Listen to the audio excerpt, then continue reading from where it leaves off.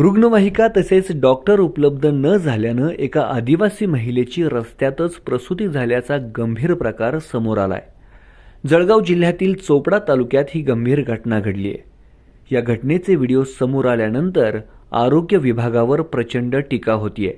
या प्रकरणात जळगावचे जिल्हाधिकारी आयुष प्रसाद यांनी आरोग्य विभागाची चूक असल्याचं कबूल केलं असून या प्रकरणी चौकशी करून योग्य ती कारवाई करण्यात येईल अशी प्रतिक्रिया दिली आहे. जळगावच्या चोपड्यामध्ये सर एक महिले रस्त्यावर प्रसूती झाल्याची घटना घडली. नेमकं त्या महिलेच्या कुटुंबियांनी 1 ते 2 तासापर्यंत डॉक्टर्स असेल, आशा सेविका असेल, रुग्णवाहिका असेल यांना कॉल केला, मात्र कुठलाही प्रतिसाद मिळाला नाही. शेवटी न्यायालयाने 2 व्हीलरवरून जात असताना प्रसूती झाली. या प्रकरणात सर आपण काय कारवाई करणार नेमकी? महाराष्ट्र आणि मध्य प्रदेशच्या जो सीमा आहे त्या ठिकाणी वैजापूर नावाचं गाव आहे. त्या ठिकाणच्या जवळ असलेले एक पाडेमध्ये अशी एक घटना आणि अशी एक माहिती समोर आलेली आहे. या संदर्भामध्ये मी स्वतः उद्या त्या ठिकाणी भेट देण्यासाठी जाणार आहे.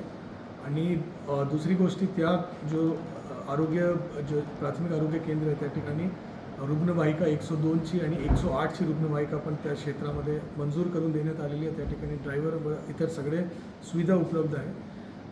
आपण ज्यावेळी यासारखा जो प्रस्तुतीच्या पूर्वी आपण युजली याची पूर्व प्लॅनिंग करतो की अगर प्रस्तुती अपेक्षित 3 ते 4 दिवस नंतर असेल तर आपण आधी त्याला कुठलेही एक प्राथमिक त्यांचे जो म्हणजे परिस्थितीनुसार जेवढी गंभीर आहे, जेवढी सिरियसनेस आहे, अगर ते हाय रिस्क मदर असेल तर त्याला जो आपले शासकीय महाविद्यालय आहे त्याचे रुग्णालयामध्ये दाखल करतो. या त्याच्यापेक्षा कमी असेल तर प्राथमिक आरोग्य केंद्रावर ग्रामीण रुग्णालयामध्ये आपण त्याला दाखल करतो. याच्याबद्दल कसं गडबड झाला या काही चुका झाली याच्याबद्दल चौकशी करण्याचे आदेश सिव्हिल सर्जन आणि आपले जिल्हा आरोग्य अधिकारीला देण्यात आलेला आहे. त्या महिलांची आरोग्य परिस्थिती, त्यांच्या मुलांची आरोग्य परिस्थिती कशी आहे, रिपोर्टिंग आहे की ते म्हणजे व्यवस्थित आहे, परंतु ते कुठल्याही प्रकारची अडचणीत नसेल त्याची दक्षता घेण्यासाठी मी स्वतः उद्या सकाळी त्या ठिकाणी भेट देणार आहे. माझ्यासोबत पीडियाट्रिशियन आणि गायनेकोलॉजिस्ट दोन त्या सोबत जाणार आहे आणि आरोग्य विभागाचे इतर अधिकारी जाणार आहे. असा घटना घडण्याची काय म्हणजे असा घटना घडायला नाही पाहिजे होती. ॲम्ब्युलन्स उपलब्ध आहे, रस्ता आहे, म्हणजे डांबरी रस्ता आहे आणि असा काही डोंगराळ भाग पण नाही आहे, परंतु याच्यामध्ये काही प्रमाणात मिसप्लॅनिंग प्रथमदर्शनी दिसून येत आहे. त्याची चौकशीचे आदेश ऑलरेडी दिलेली आहे आणि याच्यावर योग्यता कारवाई करणार आहे आणि भविष्यात असा घटना घडू नये त्याच्यासाठी प्रशासन असेल, आपण सगळेजण याच्याबद्दल पूर्णतः लक्ष देणार आहे. सर, माता आणि बाळकाची तब्येत कशी आहे? रिपोर्टिंगप्रमाणे माता आणि बालक कुठल्याही प्रकारच्या अडचणीत नाही आहे. त्याला आरोग्य सुविधा उपलब्ध त्याच्यानंतर झाली, परंतु येताना त्यांना ते म्हणतो प्रस्तुतीची वेळ आली, त्यामुळे रोड म्हणजे एक रस्त्यामध्ये येताना ते रुग्णालयाकडे निघाले होते, परंतु रस्त्यामध्ये येताना असं झालं. परंतु जननी सुरक्षा योजना आणि इतर योजना अंतर्गत आपण इन्शुअर करतो की आपल्याकडे रुग्णवाहिका पिकअप और ड्रॉप दोनों सुविधा आपण उपलब्ध करून देतो. घरातून घेऊन जातो तर ते मातेला आणि ते घरापर्यंत माता आणि मुलांना सोडतो. परंतु या केसमध्ये असा एक मिस झालेला दिसतोय. असा होणं नाही पाहिजे होता. याबद्दल असून गंभीरतापूर्वक आपण लक्ष देणार. दरम्यान राष्ट्रवादी काँग्रेस शरद पवार गटाच्या नेत्या रोहिणी खडसे यांनी या घटनेनंतर सरकारवर टीका केली आहे. एकीकडे आपण चंद्रावर जाऊन पोहोचलो आणि एकीकडे आज माझ्या जळगाव जिल्ह्यातल्या चोपडा तालुक्यातल्या बोरमळी ह्या गावच्या महिलेची रस्त्यावर डिलिव्हरी झाल्याची घटना आज घडली आहे. खरं अत्यंत लाजिरवाणी बाब आहे. प्रत्येकाला लाज वाटण्यासारखी घटना आहे की ज्या महिलेला आपण रस्त्यावरती डिलिव्हरी झाल्यानंतर ही सगळी घटना आजूबाजूच्या लोकांनी बघत असतानाही तिथे आरोग्य व्यवस्था ही न पोचल्यामुळे त्या महिलेला रस्त्यावर बाळ जन्माला घालावं लागलं. हे दुर्दैव म्हणावं लागेल. आज जळगाव जिल्ह्यामध्ये 3 मंत्री आहेत.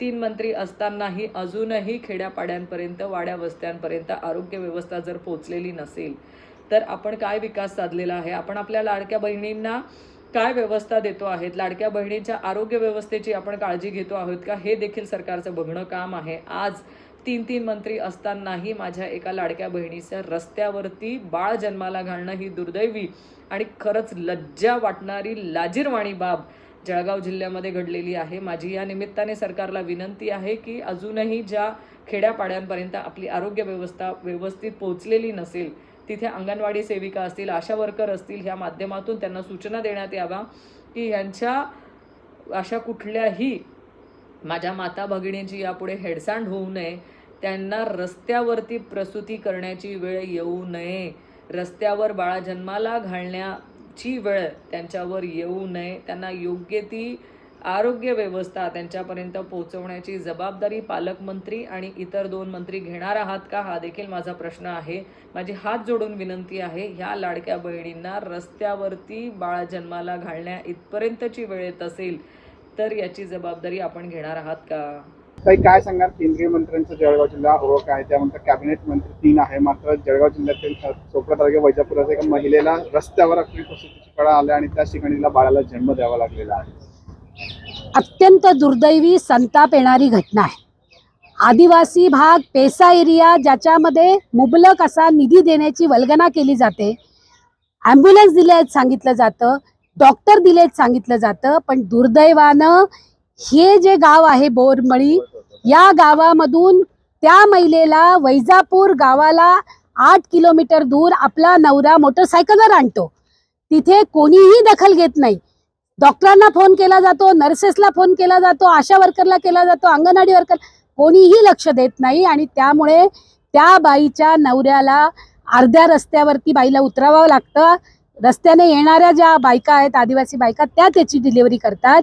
ही पुरोगामी महाराष्ट्राला लाज आणणारी गोष्ट आहे आणि याच्याबद्दल खरं म्हणजे सगळ्यांना पनिश केलं पाहिजे आणि ताबडतोब तिथले डॉक्टर, DHO यांना सस्पेंड केलं गेलं पाहिजे. आणि त्याचबरोबरीने आदिवासींचा जो नवसंजीवनीचा GR आहे, कायदा आहे, पेसा संदर्भामधले जे काही कायदे आलेले आहेत त्याच्या अंतर्गत ताबडतोब कार्यवाही झाली पाहिजे.